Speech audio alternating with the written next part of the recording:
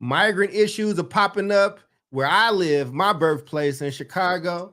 There's a lot of rising tension between Black and brown folks, or is there? And how do you talk to students or have civil community conversations about this stuff on the other side?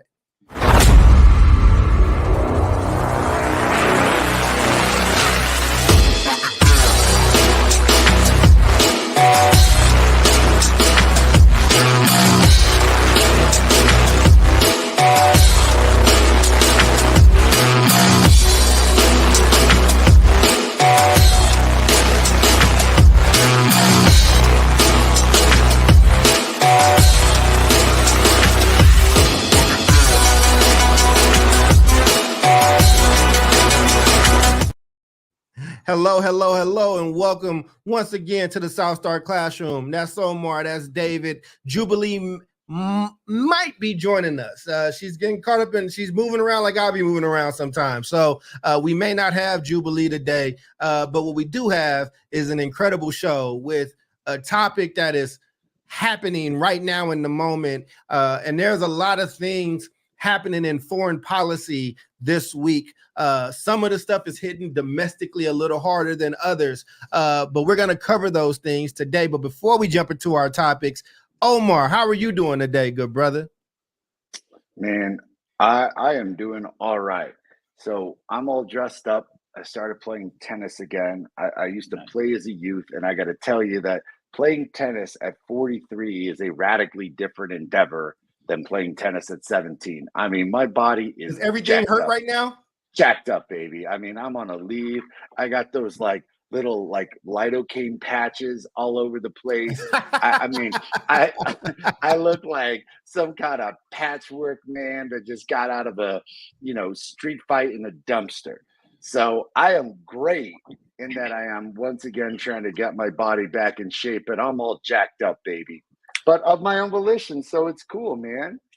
Hey, man, pickleball is like the fastest growing sport in America right now, man. Are you getting down with the pickleball, brother? I've never played. I want to play I want to play some pickleball, man. It seems fun as hell. Get some paddles. I'm doing the real thing where I'm chasing this shit down like Capriati. And I think it's the reason why older people our age are playing pickleball and not tennis, brother. This is exactly right, man. Smaller field, brother. Smaller court. Indeed. And I love it, but like, and I signed up for this, but my coach is like a masochist, right? It's like you miss a shot, man, you're doing 20 push-ups. You miss a shot, you're doing lunges from one side of the court to the other. I know what I signed up for here, but like my body's falling apart, man. It's falling apart. It's a total eclipse of the heart, ladies and gentlemen. That's what it is. Man, that's what's up, man. Well, I'm glad you're here. You look good, man. You know Thanks, what I'm saying? Bro. Appreciate you, man. And the hair is still blacker than everybody else's. So that's all that matters, bro. Blacker than black, and I'm black, y'all. It's all good. David Castillo, how you feeling, brother? I'm good. I got my new computer that I thought I was going to get. I don't got the I didn't have time to do the green screen. So the green screen will officially make a return next week. But yeah, I'm out of the my previous MacBook was it was embarrassing. So it was time. And we're upgraded. We're on the M2 Apple chip. Okay. You're probably on M3, Charles, or whatever. M3 is not out yet, brother. We and M2 together. All right, there you go. So that happened, and then a couple of days ago, I spent a long weekend in the homeland, the motherland of South Texas, where my family's from. Nice. And so I was able to travel there with my father. We visited, a bunch of family. We ate a lot of food. I mean, we was like breakfast tacos for lunch, dinner, and breakfast. And we went to a music festival. So my father is very much into a connoisseur of a particular style of music from South Texas called conjunto, kind of mixture of like Mexican music and German, influence. And it's quite the scene. It was a 2-day music festival, and we went both days and stayed till the end. And so I can officially say I festivaled with my dad, That's what's up, man. Yeah, That's it was awesome. cool. It was great. Omar wants to comment. Go ahead, Omar. You're muted, brother. You are going to be, you're the mute king. We're going to change your name to that. I am always muted, man. No, I was gonna say like that's badass. The German influence is no joke in South Texas, dude, especially in like in the New Braunfels area. I think that's where we got the accordion from. I don't Yep. think the accordion Yep. came from us. Nope. And like The that's accordion an came all from that the thing. I know Germans. shit. Yep. Yeah. Yeah, that's Yeah. funny ass. It's a logistics, fascinating man. history. It's very regional. Super. It's not Mexican. It's not American. It's kind of, it's Tejano. And then even in South Texas, it's quite different. But when you get Which into like instrument you're did in you say? Which instrument? the accordion. The I accordion. thought it was like Scottish or something. Scottish played a version of the accordion, but like the accordion that eventually came into that part of Texas, and then that evolved. They're all like German and Italian accordion makers. Yeah. Interesting. Yep. And so West Texas is very dry, as Omar knows, kind of barren. But when you get into the valley, man, it's tropical, right? It's a tropical area, super green. And some of my family, they have a home. It's about a mile from the border, like all the way at the bottom near Brownsville. It's pretty much like the last kind of standoff before you hit the border. And they live out in the country. It's beautiful. And point being, the backyard of their home, there's a resaca, which is like a canal.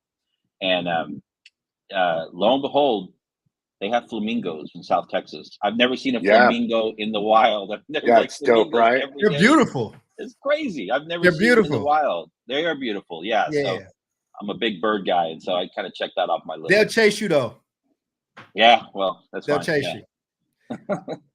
Some of them will chase you in some places. Man, well, those are great. So now that I'm back in the safety of my home, Omar, where I've been the last 10 days, giving out my location, man. In the last You're so afraid of having people know where you're at. Listen, man, I'm telling you, I had a bad experience, man. I don't like people. Like, it's just, I'm telling you, really? that's for a different day and a different show. But in the last 10 days, I've been in Oakland. Wow. Then I had to go to Kansas City, came home for a day.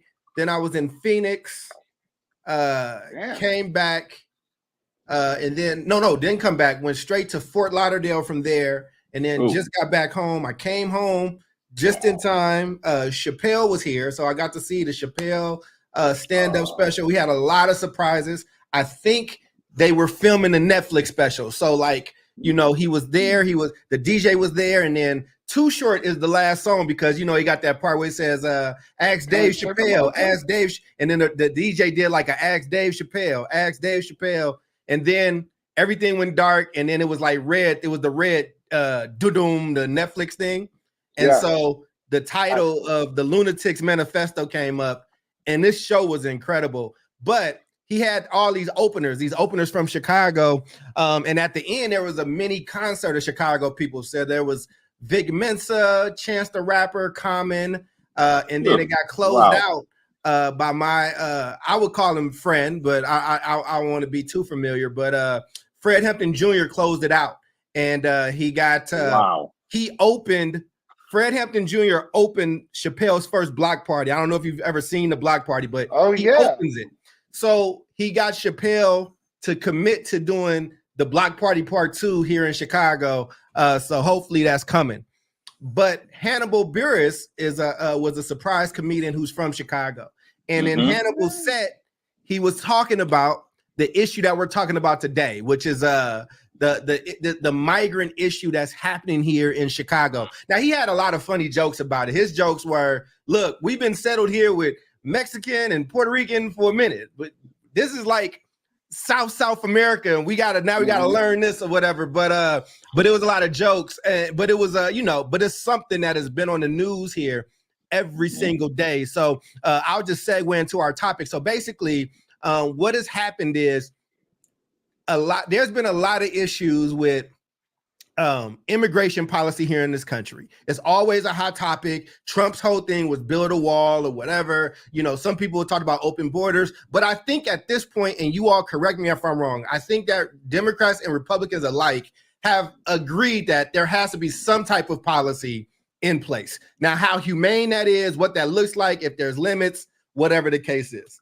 So DeSantis and a lot of other and who is the guy out of Texas? Abbott. Greg Abbott. Abbott. So Abbott, I said I misspoke with you earlier, but Abbott, for all of his immigrant people that he's getting, he's sending them to the places that have highly publicized that they're sanctuary cities. So Chicago is getting a large swath of migrant people, and they're basically getting loaded on a bus and they're getting dropped off in Chicago. And they're running out of spaces, they're running out of resources. So they have some in, you know, the police stations and here or there. But there was like a community field house where a lot of Black inner city football, like youth football, gets played, and they were going to put these folks here. And there's resources that's being taken out of the community. And there was a protest from that. And but I found a video from it. It's a longer video. We'll put the link so you can watch the whole thing. But I do think that this lady did a really good job of summarizing it. Oh, and a friend of the show, friend of mine, like a sister of mine, Tanisha Peoples, is slightly in the video. You can see her mohawk. I know that mohawk anywhere, but the good sister's doing work for the South Side as always. Here is from one of the most recent protests.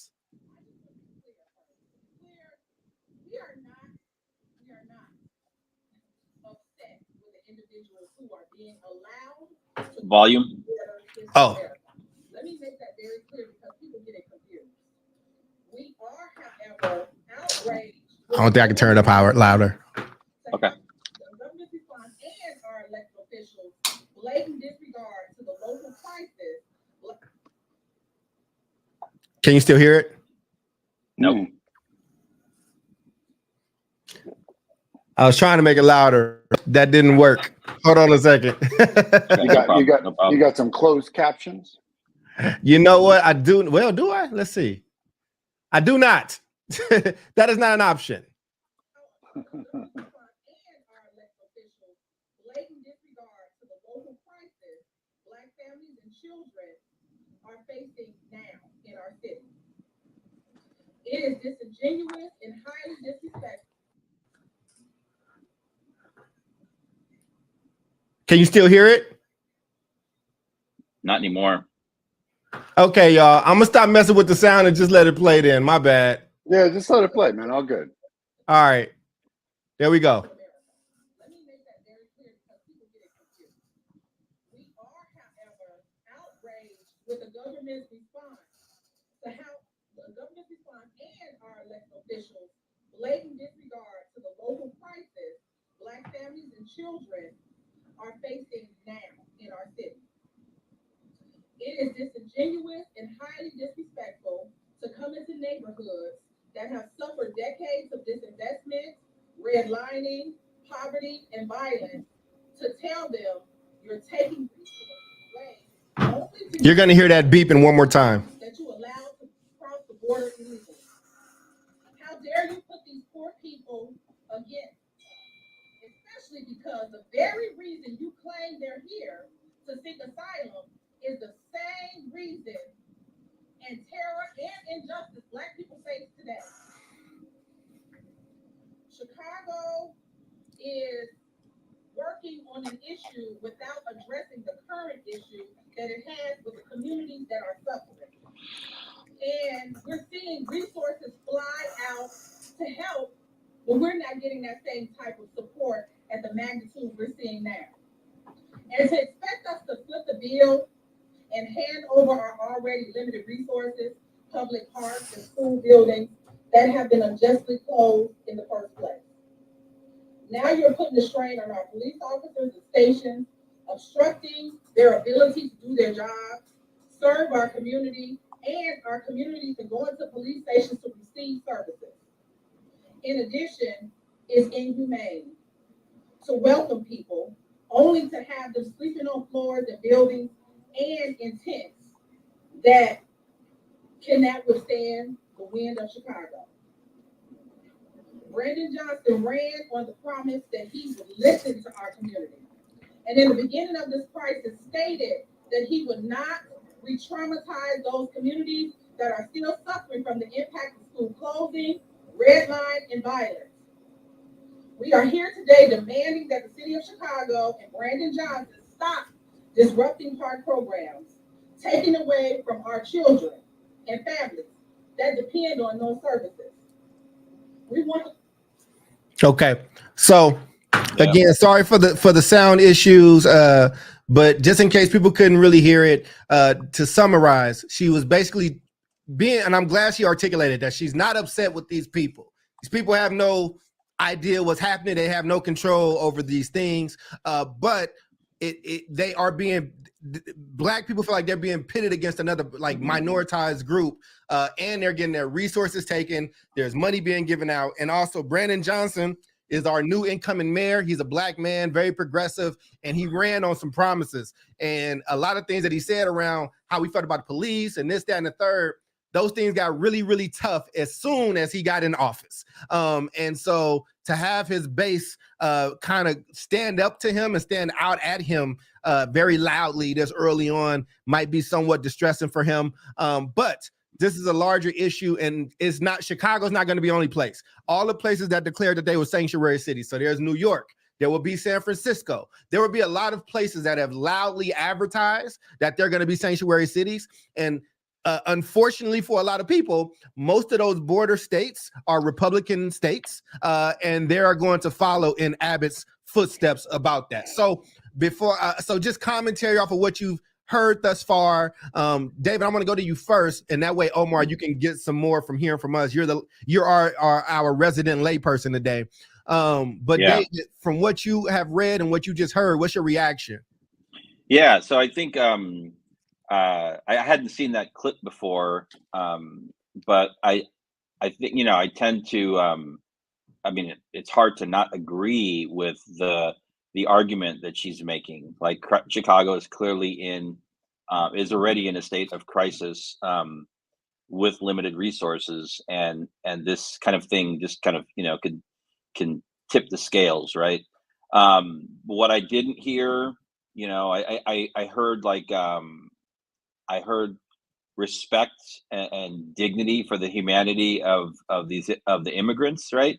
Mm-hmm. So it wasn't a trashing of the immigrants. It was like, hey, we you know, it's not fair to us, right? There has to be another solution. So that's number one. It's a very different response that I heard from another community, Staten Island, right, in New York, where a similar thing was happening, but now we're talking about Italian Americans, and they're just straight up like, these people are a nuisance. We want them out of here, right?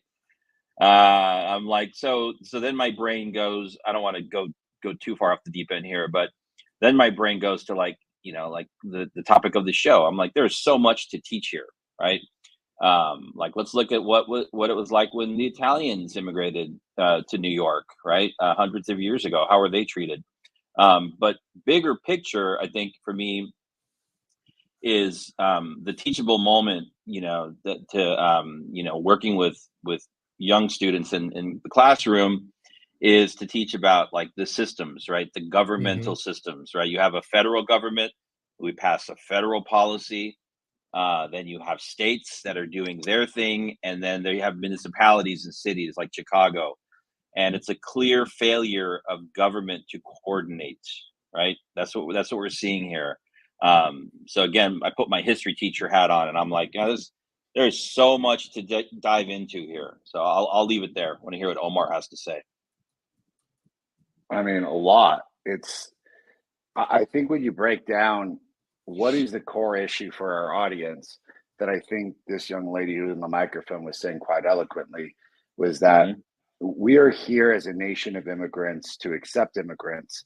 However, two things, really it's three, but the first two are like, you're sending these immigrants to areas of cities that are already in deep need of resources and are already having like extreme difficulties from neglect from their city government, their state government, and their federal government. So why are you sending them to these areas that are already in deep need? Like, is this like, what are you doing here? Like, we could opinion say this is just blatant racism, or this is just, we don't know what else to do with them, so we're going to put them in these corners where essentially the NIMBY, the not in my backyard, isn't going to really come into play. And like, I was having this conversation yesterday, and I'm not going to pose myself as a hypocrite, meaning the massive immigration is coming through El Paso. It is El Paso is one of the primary cities where the overwhelming majority of immigrants are coming, and then they're getting shipped out to different places, but they're here. And El Paso is very much a sanctuary city and trying to figure out what are we doing for these folks. And I live, ironically or coincidentally, in front of my old middle school, Moorhead Junior High, that I vowed when I left Moorhead that I would create my own school so I would never have to worry about any other kid going to such a shitty school. That school has now been shut down, and then the city bought it, and it is being used as a sanctuary for immigrants. And this is NIMBY in its perfection, which is, if you're going to be a real liberal, a classical liberal, and say we should respect these folks and do what is needed and provide them resources, then you must follow through with that liberalism and say, even if they live directly in front of me, which they do now, I will support that because they need some place to go. I think what this woman is saying in Chicago is that, listen, like, it's great that they're coming, but why are you not helping these folks into areas where they can garner resources? It looks like you're just shadowing them and putting them in places where, because it's not top of mind for a lot of folks, it's going to be highly ignored, which then can constitute like several issues, right, of racism. The second thing, and I'll be quick, is that I always get into this debate about what is politics and what is policy. And for our audience, policy is, what are we actually doing to solve the problem? So we'll dive later into the show about immigration reform and what we're trying to actually do. But like, what y'all are seeing is like politics. This is the theater. This is Governor Greg Abbott and people who are running for the presidency doing things to increase their profile, to basically demonstrate to their electorate, hey, like, I don't agree with this thing where I try to build a wall. I'm doing this. It's the liberals and it's the Democrats that are destroying, your life. So we're going to send them to these Democratic cities to see, like, if they're really worth their muster, which is the theater of politics, but a highly ironic thing for Governor Greg Abbott to do, because Texas business is highly reliant on immigration labor. And always has been and always will be. Why? Sadly, because those folks aren't paid nearly what most people are, keeping labor costs down. So what y'all are seeing is a lot of like the theater of the shit. But those are my initial takes. I got a lot of deeper cuts. Well, we'll get to those deeper cuts. Kevin McCarthy. Well, we'll get. Oh, see, yeah, there's a lot that's happening, right? And and a lot of lives were also lost. Baby. And a lot of lives have been lost in the recent attack at the Gaza Strip as well. That I don't think we've learned how to. I don't think we've learned how to teach American children about that conflict that's been happening since Bible days. Right? It's a very entrenched thing that's happening there. But you said something earlier, David, about the Italian community. Again, I was born in Maywood, which used to be heavily Italian, and they went through a few changes. Just for context, people don't understand how big Chicago is. So the Italian population in Chicago is more than 500,000. That's more than 500,000. Just to put that in context, all of Oakland's population as a whole is about 430,000. Wow. Yeah, it's a huge city. And Chicago, again, see, this is where the hyper politics, and this is where Brandon Johnson is getting some pushback, because Chicago is the most segregated metropolitan city in the country. So what it has felt like, and the people that you heard, is that Black people have felt targeted, that even as you spread these people out, they're not being spread out evenly amongst. You didn't do that in the Italian community or whatnot. Now, to be fair, there has been some drop-offs, from what I'm understanding, in some brown communities. I just heard people talking about it. I didn't have a source there. But also, Chicago's also another place where we have a large like diasporic Hispanic population. They do not all get along. As a Black person that was born here, I have learned and been taught to stay out of brown folks' business. Like, so there are Mexican communities, there are like Salvadorian spots, there are like, you know, Puerto Rican, like there's a lot of different things. So there's been a lot of internal talk that's also been happening as well, versus like basically people who have legal citizenship versus folks that might not have legal citizenship. I do not feel like I'm at liberty to speak on it because I hear it in passing. I have heard it. I have Mexican neighbors. One of them lives over here, and the other one that's across the street with the black son, he's over there, and they have some very strong views. I will not share their views without their consent. But I feel like you two as brown folks that live in the places that you live can probably surmise where some of these folks might be going with this stuff. So how do we have fervent, honest, respectful conversations about an issue that is going to be it's an American issue, and it will be. And like I said, you know, I don't want to, Republicans get on my nerves. I don't want to let Democrats off the table either, though, right? Off the hook either, because you got to come together and y'all got to figure out some type of border policy. And to not have that is going to keep us in these positions where Republicans can grandstand and Democrats can grandstand. Because I think what Abbott is doing is only the beginning. I don't think this is the end. Yep. I mean, I'll jump in there quickly. I think so. This is just I'm spitballing here. This is one of the issues when we slap a label as, you know, such as like whatever you want to call it, Latino, Latinx, whatever it is, you know, across such a wide and varied group of people. Yeah, because what we're looking at now, you know, a lot of the current migration is obviously not coming from Mexico. It's coming through Mexico, but it's like South American, Venezuelan, for the most part. And then from the, you know, the Caribbean countries too, Haiti. And so you'd be like, hey, you know, somos mexicanos americanos, you know, they're from Venezuela. Well, like, we're actually very different people. So I think the first thing to do is like look at it again, like who is actually immigrating right now? What's happening in Venezuela, right? There's like more stuff to, like, you know, so many layers of the onion you could peel back if you wanted to teach about this stuff, right? Because there are forces that are, you know, at play in Venezuela, and in Haiti, which are causing people to flee in mass numbers. Something like 7.7 million refugees from Venezuela worldwide as of August, with 6.5 million of them hosted in 17 Latin American and Caribbean countries.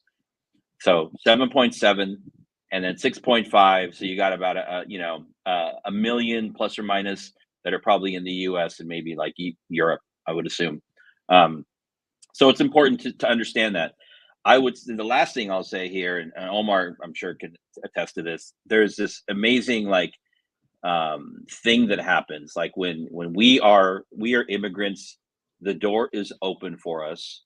We come through the door, and what we tend to do, the more time has passed that we've come through that door, we don't mind if the door shuts, right? And so I was just in South Texas, and I will tell you, this is like you're like right there up against Mexico. And this is an area that's like turning Republican, right? There's a lot of Republicans there. You have an incredible amount of you know, mind-blowing percentage of people that son Mexicano-Americanos, that are second, third generation, that are anti-Mexican, anti-immigrant, right? I'm like, super. Are you serious? Like, we got to work through this stuff, people.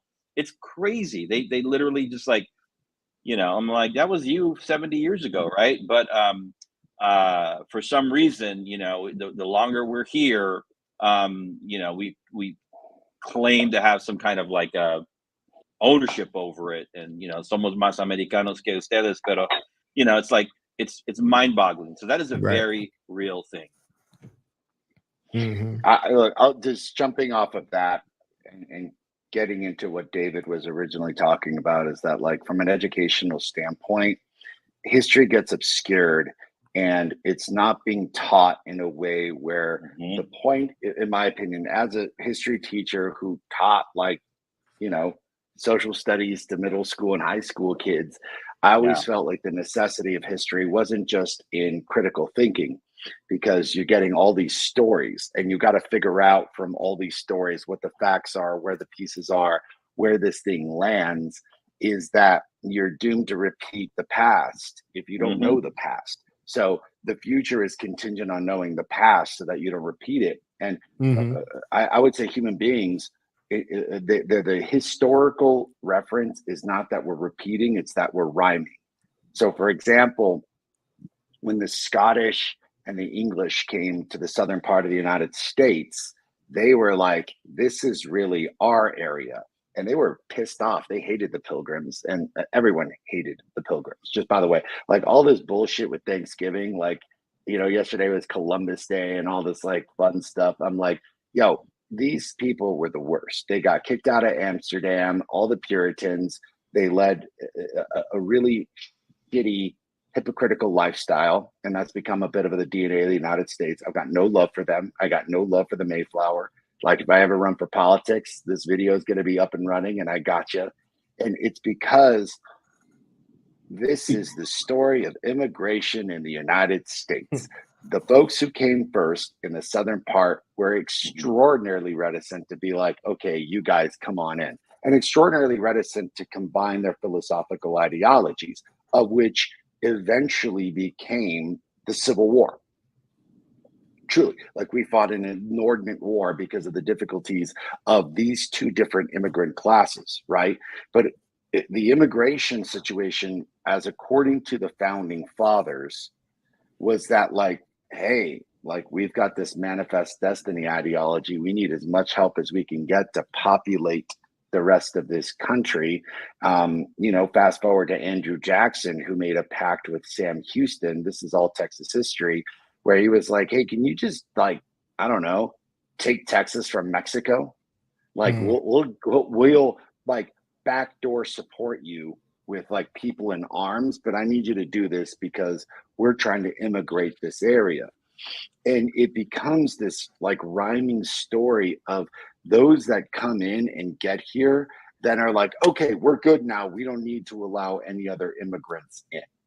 Right. And we don't have any in present day. It's important for kids to learn the history, but I think it's really important for kids to be like, what is the policy of the United States? So you've got this really beautiful, iconic message on the Statue of Liberty. Give me, you're tired, you're poor, you're hungry, right? The United States is a country of immigrants. But at some point, no one has had, I would say, the balls to sit down and be like, what are we actually doing here? Like, are we creating a policy that makes sense to like legally allow folks into this country, and fast track it so that they can become tax-paying citizens?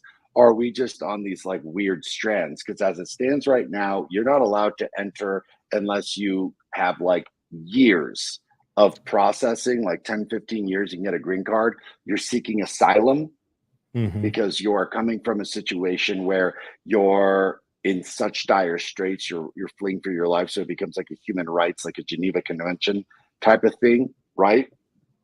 Or you're doing what so many of us did, which is like you sneak in and then you apply for the paperwork while you're here and do it all, quote, legally, which is my beef with the Mexican American population. They're like, my abuelita did it legally. I'm like, no, she didn't. No, she didn't. She was here. Fuck no, she did not. People were like, they did it legally. Like, fuck I no, cannot laugh nor frown at that comment. I am not a part of that community. I do not know that history. Yeah, man. And like, like you could say my own parents, like, were here and then got their naturalization. So they were already here. And there's something to say about being here, working, providing into the tax basis. But the teachable moment is just in exposing to students what was and what is, because I don't even think Americans have a very clear ideology of what was and what is. And like the discrimination was like through the roof, man. You've got like, signs where like, yeah, we'll allow you know, the Italians, but not the Irish. You know, we'll allow the Irish, but not the Mexicans. There's signs from like El Paso's own history that's like no blacks, no Mexicans, no dogs. Like, what the fuck? Like, you know? So like, I mean, and there was It wasn't that long ago. Was not that long and ago. it wasn't. And I was gonna say, and there were negotiations, like, you know, with the Italian folks, like, hey, well, if you want to be American, this is what you got to do. So the bank, a lot of people don't know, a Bank of America used to be Bank of Italy, and like, you know, and they was like, and we will exalt your hero, so Christopher Columbus. Like, so again, like in black and brown communities, like we don't really rock with Columbus like that. Columbus Day in Italian American communities, Columbus Day is a thing. Like it is a, you don't like when they were taking down those statues, those Italian folks was like, hey, check this out, man. like touch this statue if you want to, and we're gonna be on the South Side. I will find a clip for you all. I'm also reading this book. It's called Built from Fire. I don't know if you can see it. Hold on. You can see it a little bit. Built from Fire, the epic story of Tulsa's Greenwood District. And that's an iPad. It's not a book. Yeah, well, it's a book that I'm reading on iPad, old man. Damn. The book cover, one more time, is Built from Fire. Built from the Fire, the epic story of Tulsa's Greenwood District, America's Black Wall Street.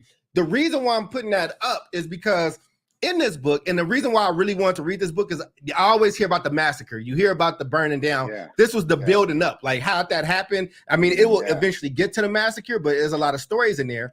But there was this section in the book that I had to do a double take on. It was talking about the natives in Oklahoma, in that area, that also had slaves, that had integrated, that had gotten, you know, they had fully integrated into the system. They wanted their kids to go to certain type of schools. And they also, the ones that got wealthy and made certain deals, they had slaves, right? And I think when we talk about our history, it's like we always get an aversion, and I'm not trying to, that's not me having a larger commentary on Native Americans. Like there were rich, wealthy black people that would buy slaves as well. Like in this time, it was these things happen. But again, these are not things that you get taught in school. And I think when we have these kind of conversations, this is why I'm so glad I found that video in the 11th hour for today's show. And I'm glad I did, because that sister did a really good job. And we are pissed off and we're not about to have this because it's not fair, but we're not mad at these people. And I think that that's what the Republicans' plan was to be. The Republicans' plan, and again, they needed Brandon Johnson in that plan, right? Because it's like, look, we're going to make a show up. We're going to ship him to Chicago, ship him to San Francisco. David, you were telling us about what's happening in New York, in Long Island, and all that good stuff. And again, Staten Island, Staten Island, I'm sorry. And let's be honest, Staten Island is not the most revered borough when you're talking about New York, right? It is one of the, I'm just saying, right? Like when you think that the South Side of Chicago, Staten Island, no, they wouldn't actually. That's the point, right? They be like, I know. It was like we're the forgotten borough, right? We the ones that's on the tip, and it's like, but they wanted this to turn into a black-brown thing. They wanted it to I think that they wanted it to spill. I think that they wanted. I think if I'm a Florida Republican, a Texas Republican, an Arizona Republican, I want to push to them fighting. I want to push to them saying, not on our line. You want to get clips of black people and other brown people and Italian people saying what is deemed to be Republican shit. You know what I'm saying about this issue, right? And I think that, again, y'all, we talk about this. When the elephants fight, it's the grass that suffers. And you know what I mean? And that is something that we are continuing to have an issue with. But as this relates to education, our education system and the South Star Classroom and what we do, there are major international things that are touching American soil that we don't know how to talk about. We don't know how to talk about this immigration issue. We don't know how to talk about it in Oakland, where it's happening. And schools are also getting a flood of new immigrants there that, in Oakland, listen, man, David and I both worked in Oakland. We both worked in OU, and we know the OUSD system. I worked in comms, bro, where you had to get things translated 30 times. My friend that works there now at a youth org center is like, some of these young people are coming from places that don't have a written language. It's just a spoken language, right? And they don't really know exactly what to do. So I just think that that's one issue. Then you got this stuff happening with Hamas and the stuff that's happening in Israel and like all the politics that are, it seems like if you speak up on any side of that, if you say, man, people died, this is sad, some political faction is coming for you. Like it is a thing. And I'm gonna be honest with you, I didn't learn about those conflicts in my K-12 education. I did not. I don't know if you all did. I did not learn about the Gaza Strip. I didn't learn, and if I did, it was probably I heard something about the West Bank, but I was never taught with the fervor of like, this is a thing that's been happening for hundreds of years, and this is what the consequences are. So what advice do you all have for the South Star community, the South Star classroom community that's trying to figure out ways to talk to their kids about this? Like, I mean, you're in San Diego now, David. Like, you probably run into this in a different type of fashion. Like, what is it that you say to your kid who might be in school and hear his friends say something, or hear the white kids or the black kids say something, or you got this new group of people that kind of came in together and we don't really know what's going on? Like, how do you sit him down in a system that is not properly preparing him to be a world citizen that the United States demands us to be now? Great question. So I think there's definitely like a teaching angle here, and thank you, Selena's Musings, coming in with the heat, coming in with the fire. Good-ass comments, man. Yeah, yeah, exactly. I like it. Yep. But I think there's definitely, again, like I put my teacher hat on, and I'm like, there is so much here to like dig into. If we're talking about immigration, or we're talking about the current conflict in the Middle East. The reason I say current is because this goes back, a long time, right? Israel as a country was officially created and carved out with the support of the United Nations in 1948. It was not that long ago, but the region obviously has a deep history going back thousands and thousands of years. So to your point, Charles, I did. I mean, I talked to my son yesterday, dropping him off at school. I'm like, you've probably seen stuff here and there, on the internet. I'm like, what is your take on what's happening in the Middle East right now? What have you heard? So I always start there. I'm like, what have you heard? What have you seen? What questions do you have? And I'm kind of gearing him up to go to school, because he does attend school with we have a large Arabic population here where we live. And so, like the kids are probably going to be talking about it. Teachers might be talking about it. Turns out he didn't hear anything at school. They don't talk about it, which I think is a mistake. You should be talking about it. But I'm like, just, this is a conflict that's gone on for a very long time. It's very complicated. And, at the end of the day, it's there are people that are caught in the crossfire between, the extremes. You have like these two warring factions in government and people, and it's unfortunate for the people, but I don't necessarily like if he wants to ask questions and I'll help him with that. But really, the way I approach it as a parent is like, what have you heard? What questions do you have? And then kind of go from there. And the other thing is, like, with social media now, it's freaking wild, right? Yeah, I mean, these things used to happen and you read about it in the paper, right? And now, like, this is my advice to him, and my advice to everybody is, like, when you see stuff on social media, especially what was formerly known as Twitter with all of its misinformation, thank you, Elon Musk, is like, don't believe anything that you see. You're going to consume a lot of media. It's going to show you this or that or this or that. And I'm like, look at it, wait until the information is verified, right? Because there's insane amounts of like conspiracy theories out there about things that just really never happened, with this current conflict. A lot of it's true. And a lot of it isn't. I'll give you a story, which is wild. I forget the Twitter account, but I saw something on Twitter and this thing went viral, right? And this woman was making a case to say that, Omar, you'll get a kick out of this, right? That it's been long known that the Mexican cartels have been hosting Hamas terrorists at Oh, yeah. training camps in Matamoros, right? And this is like on the. I was just there. I didn't see any like Hamas terrorists, but or people, but you know, and that they sneak over. They're preparing for an invasion of the U.S. You know, they're going to sneak over the Rio Grande at night, and it's like, why aren't we talking about that? I'm like, because the shit ain't true. But Right. it gets out there. It's the craziest conspiracy theory I've ever heard.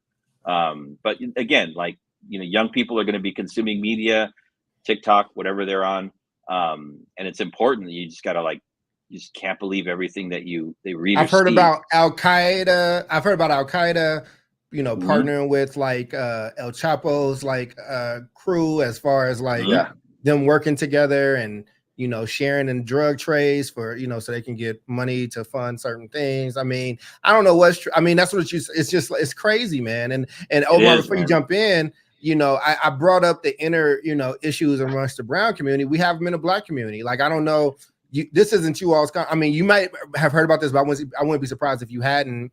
There's like foundational Black Americans, right? Those are Black Americans that we can trace our lineage to slavery. We were enslaved and then we weren't. Versus like, you know,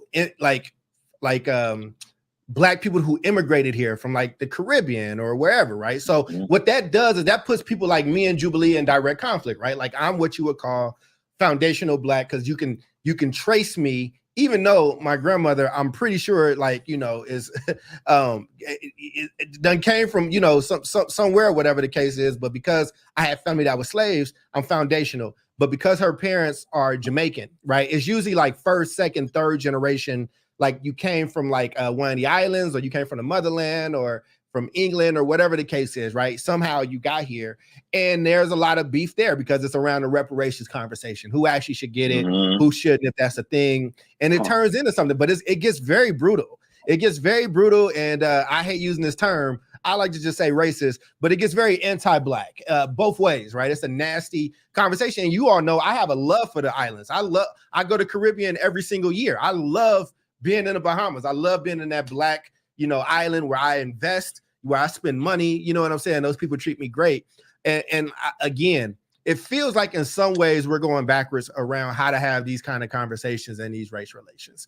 And I just feel like if we're not going to really teach our young people how to be global citizens, we're going to take a significant step back, especially as things that are happening right now. Like, there's a lot of things that's coming down the pike. I think this is just the beginning. This is just the beginning of a lot of those conflicts, and people are going to keep taking sides. And what's going to happen is people are going to be siloed into their sides. And when you need them to come together, I don't think we're going to be strong enough or able to do it. I do think that this ploy is going to work, and some Republicans will absolutely pick up ground in Chicago. I'm going to be very honest with you.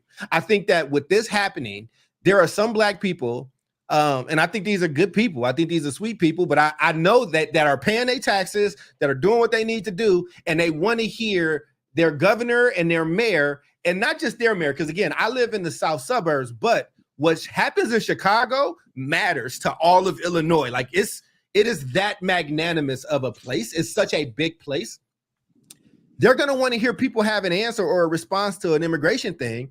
And if they just keep playing amongst party lines, you're going to hear some stuff. And I think you're going to see brown people and Black people. They're going to pick up votes in both of those places. And I just think it's sad, man. I really do. And I think playing political like roulette with like people's lives really sucks. And I don't know what's going through these migrant folks' minds, right? Like, think about whatever horror they were facing. Think about whatever was happening in their country. And I don't know this place, so I can't, I can speculate what I've read. But again, I'm reading American news. I don't know if that got a different type of slant, because the United States is never like Venezuela. Unless when we were doing business, it was cool. When business stopped, it wasn't, right? Like, I mean, I think at one time we loved Pinochet, right? And then he was the worst monster of all time. We put Pinochet into power, yeah. Exactly, right? At one time, we also trained some guy by the name of Osama bin Laden. We gave them resources to take certain things down, and then we weren't cool with them, right? And then he became the worst person. Again, it's so many different stories, man. You have to raise smart, sober kids in this I mean, damn, I shouldn't even stop at kids. Like, you need smart, sober communities at this point. And with us starting so far behind, yo, like we're like -10 on the number scale right now, as far as knowledge and understanding. Like, solve America's problems right now, Omar. We're gonna go to you and we're gonna go to David. Solve America's problems right now. I get the host. I get the host and make y'all solve all the problems, baby. We're already at the 50-minute mark. So man, like Wow. I can't go off for like the hour that I want to go off on and shit. I think the biggest thing that I could give our audience and the biggest takeaway is that many people have talked about this, like George Carlin to Chris Rock to Jon Stewart, which is like, stop getting aligned in gangs. And like, I mean, blue and red gangs. I'm not talking about Crips. I'm not talking about Bloods. I'm talking about Democrat, Republican. Y'all, please, before you start formulating an opinion and have an emotional outburst, it's so imperative to just sit back and start collecting information and like try to understand what's going on first. So like, you go online and people are spouting off about the Palestinians and the Israelis. Yo, I went to, and like this ain't, you know, I'm not trying to humble brag here and shit. I went to a place called the Harvard Kennedy School. It's Harvard's premier public policy school. It is literally the world's public policy school. 52% of the Harvard Kennedy School is international. People send their kids here to become prime ministers and presidents. And my class is already taking those spots in Thailand, in Indonesia, in Nepal, in Africa, in Mexico. I had an enormous group of Israeli and Palestinian folks there. And I would try to sit down with them who lived it and try to understand the complexity and the history of what went down in that area. And I would consider myself a relatively smart guy. I mean, smart enough to get into Harvard. And it was so complex for me to sit there and try to digest what was going on that I just, at some point, I'm like, I will continue gathering information, but I have no right to formulate a overall opinion because the layers of complexity in Israeli-Palestinian history is so difficult and so deep. And people are like, Israel's United States ally. We should be supporting the Israelis and we should be supporting the Palestinians at all. There's that opinion. The atrocities happening to the Palestinians is a human rights issue. We should be supporting the Palestinians. But the Palestinians, and you know, whether you want to talk about the religious context of how they treat women and how they treat their own people, lends another argumentation into this. My moral of the story is we need to shut the fuck up and listen as a society a lot more and try to hold our emotions or our opinions and try to get back to a place of like, how can we understand more and what do we actually have power to do something about? So this immigration issue is 300 years in the making, 400 years in the making. What more information can we gather? So like you drop bombs right now that most people don't know.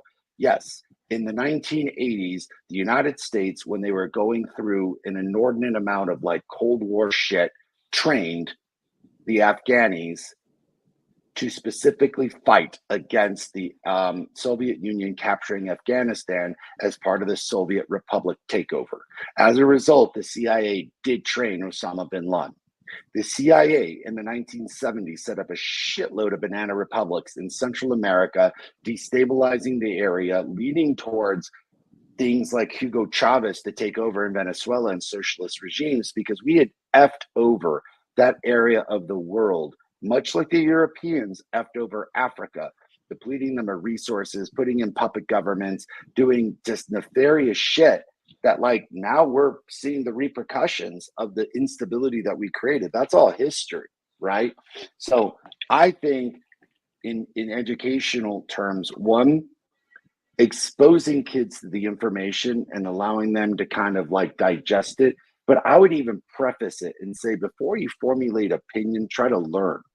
And I, for one, as a teacher, tried very hard not to put my opinion in. granted, I was in my 20s and I was very passionate. So I'm not gonna lie, my opinion came out, man. Like, There you fucking, go. I'm sure it I did. couldn't hide it all the time, but I tried very much so to give voice to those different opinions in the room and be Mhm. like, see, like, this is what it's all about. But it's that conversation with your kids, like the talk, right? Like, this is America. It ain't fair. It is not. It is a country based primarily on a lot of racism and exclusivity, and certainly people's ideology of a predominance of one religion over the other. So for us to sit here and look at what's going on in Israel, mostly Jewish, the Jewish protected state, Palestinians, mostly Muslim, the the bedrock of what they believe to be their land, because when the Israelis left, they were the ones who held that land, cultivated it, and owned it. Thus, the massive dispute over said land is so marred in culture, religion, complexity of ideological, philosophical, and political thought. That's like my best advice, man. Like, STF, man, shut the fuck up and listen and learn to ask better questions, because piping off on social media isn't going to help shit. It's not going to help you, and it's not going to help anybody else. The best thing we can do is try to create an educated populace so that when we do have power to vote and exercise our opinion, we're doing so with at least the most information, instead of, like, I don't know, starting bullshit ass gang warfare on social media. It's a lot of I'm red. It's a lot of gang shit happening, and I don't think it's ironic that it's blue and red, and Bloods and Crips is blue and red. And why, Omar, why don't you roll up your final thought in this? And David, this doesn't impact you. I want you to take as long on your answer as well. But Omar, roll in your final thought now. Yeah, look, I think that final thoughts, and just for the audience sake, I grew up hearing so much about the Israeli-Palestinian conflict. I'm half Lebanese, right? Lebanon as a country didn't exist until the 1940s. This all happened after World War II. So we were in like an area of the world that was, for the Lebanese, the Phoenicians started that world.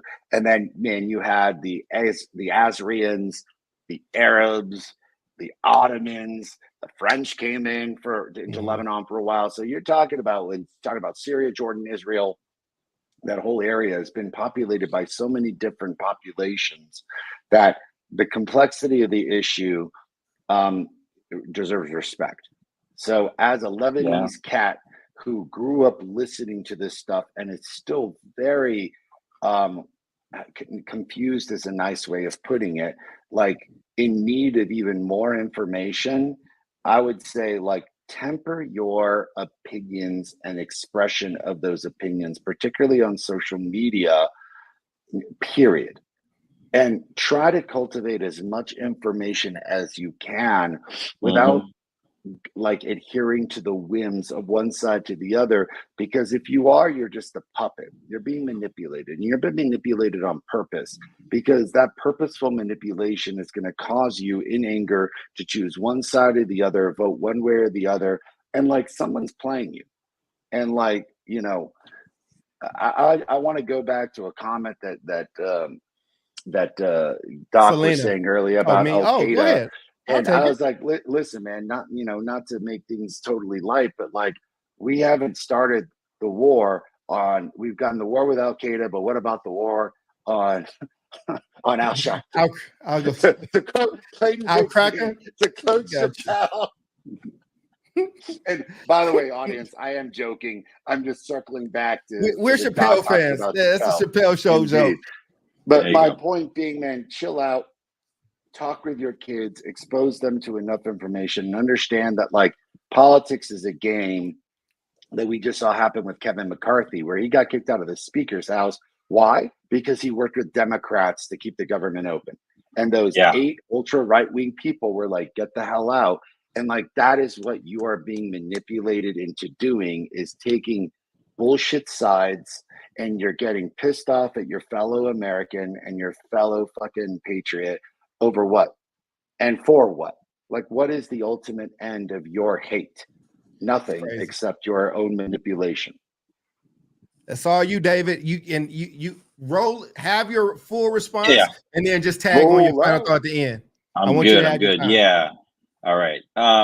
Yeah, I think what did Omar say? The complexity of the issue deserves our respect, and I think that is true. I think also the importance of listening and not rushing to judgment. Like things are so polarized now, right? And for this current immigration crisis to be happening, for this current escalation of tensions in the Middle East to be happening at this moment is kind of wild because you don't see any of the nuance. It's just like if you claim support for the Israeli Jewish people, you're like you're this, or if you claim support for the plight of the Palestinians, then you're this, right? It's totally insane. But in reality, there's nuance, there's gray area, and I think you can get there like by listening. I want to return to this the the current wave of immigration that we have. Going back to the video that you played earlier, I thought the speaker did a really good job of, like I said, recognizing the humanity of these people. So who are these people? I'm just going to stick with like this train of thought of people that are coming here from Venezuela, that are leaving that country in big numbers, right? And you know how they end up in El Paso? They make their way through Central America. They hop It on is not around the trains. corner. It is not around the They- corner. They They're hop on walking. trains through Mexico. They're Yep. continuously robbed and extorted. And they take a cargo train, not a regular Yeah, train. dude. They like sit in a cargo train. Imagine like what it would take for somebody to just like you walk out of your house and you're just like walking, to another man. continent, right? Figuring out how to get through. You got children. It's insane. And I think, there again, like stop and listen to the story. People don't do that just for, shits and giggles. Like it is a very serious thing. It's a humanitarian crisis, right? And so I think, that the immigration piece is definitely real. It reminds me of a project that I did with my students a while back around immigration, and we had students record, talk to their family members that had some kind of an immigration experience. Most of them were Mexican Americans, so it was like coming here from Mexico. They wrote these dialogues. We made these podcasts, and kids for the first time got to hear their parents' immigration experience, right? And for a lot of our Black students, it was like moving from Louisiana to the Bay, like in the what do you call it, the Great Migration. I'm like not And across, I've been reading there's a lot of Black people on the Trail of Tears too. Yeah. So not crossing like country lines, but going from one part of the country to another. And there's a similar theme, right? People are coming for a better life and for opportunity. So I think, I think we got to listen more, make informed opinions. And I think if you're teaching, if you're a parent, don't shy away from this stuff. Young people are going to see this stuff on social media. They are going to form their own opinions. I think we have a responsibility both in the classroom and at home to help them make sense of it. Like, let's not come in with I'm not going to show up with a Free Palestine shirt to school, and I'm not going to show up with an Israeli flag shirt either. I'm going to show up in a white shirt, and I'm going to listen to students, and I'm going to respond to their questions. I'm going to let them dialogue, because that's what you got to do. So I think the exercise of just listening and trying to critically think through things is the best thing you can do educationally, because that is the educational output. It's the critical thinking thought, and like chill out on like voicing the opinion. Think of it that the critical thought is the end all be all, at least from an educator standpoint. And I say read, and I would add all that. I would add in read. I would say try to find as many, first degree writings, first person writings of that time, because I think it's very illuminating. And I think just listening to you all, and I'll roll my final thought on this into it as well. But my general response is like, this stuff is nuanced, man. Like there's a lot of different things happening. I also want to say this, and I think as a Black person who is very swayed, and I am that Black Panther generation. I love the Panthers. I believe that. I'm very like, pro Black, red, black, and green. And I've also traveled the world, and I am grateful to be living in the United States. I mean, that's not really the most popular thing to say as a black person. Then that don't mean that. I mean, there's inequities here that need to be solved and be fixed. And again, what people are willing to go through and walk through and fight through and run through and be tortured through and be sold through and all that stuff to get to this place, I think it's really interesting. I've just been reading a lot about fallen empires, and everything that I'm reading about those, like I'm seeing us do. It's like breaking down into factions. It's breaking, losing that, you lose a credible news source. Nobody trusts anybody. Nobody believes anybody. And the first thing that any emperor would do, or when somebody else is trying to come, is they would take over who makes the news. It is a thing. You don't have, without us having an independent news source that's unbiased, man, I think that it makes us dumber and more susceptible to a lot of different things. I think even as I'm reading that book, and like you said, man, they talk about those migration patterns. They talk about, just thinking about being in the South as a Black person, like somebody outside, like getting hung and getting whipped still. Like slavery didn't stop Black people from getting hung and people whipping them. And to not even know what's in California, but to hear like, oh, there's something in this Chicago, there's something in this New York, there's something in this California. Like, I'm going to go out and make that trek. Like, me and my book club would, we were joking about this, man, but it was like, I failed every time I tried to play Oregon Trail. Like, I died of dysentery. I could never, a damn wheel broke. I caught something. I couldn't get out. I couldn't get out the first state, man. I'm drowning horses and shit, man.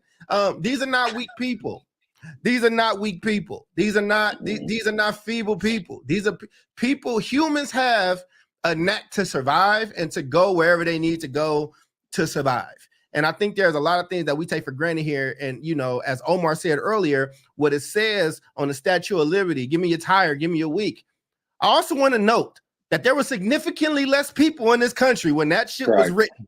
Like Oakland, when that was written, Oakland was an unfounded place full of oak trees. Like, you know what I'm saying? Like it was not, it was foresty, man. It was that nice little place across from that San Francisco Peninsula place, right? And there's just a lot, man. Like I just been reading these books, like Hella Oakland, about the history of Oakland.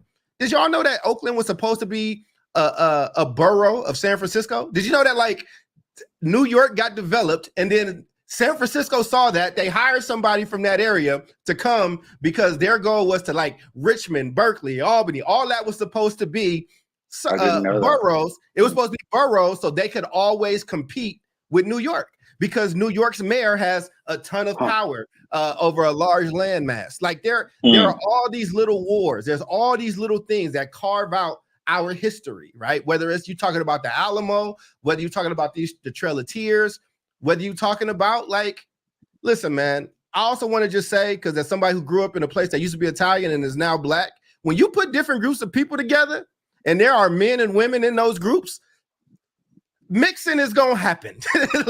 like these places are mixing, man. Like, you know what I'm saying? Like I have a Creole grandmother, you know what I'm saying? Like Dominicans is Black, Hispanic, like white, like it's kind of all of it. All I'm saying is this world is becoming more impacted, but it's also becoming bigger and smaller at the same time.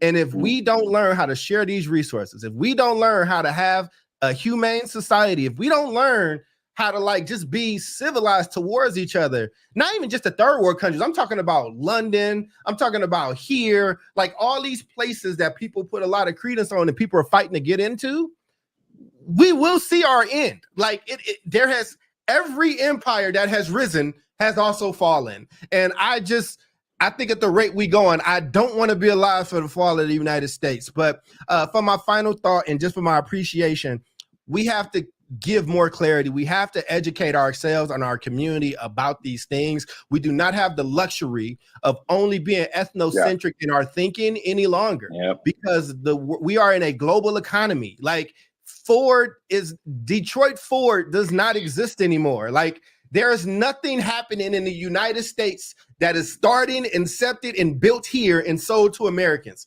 Something is coming across these other countries, and people come with that, man. And so I am gonna own my own ignorance, and I'm gonna try to educate myself. I am really sad to see this bloodshed that's happening. I know with every bomb, I know with everyone that goes off, you are creating more hate and more disdain, and you are egging this conflict on for another 50, 100, however many years.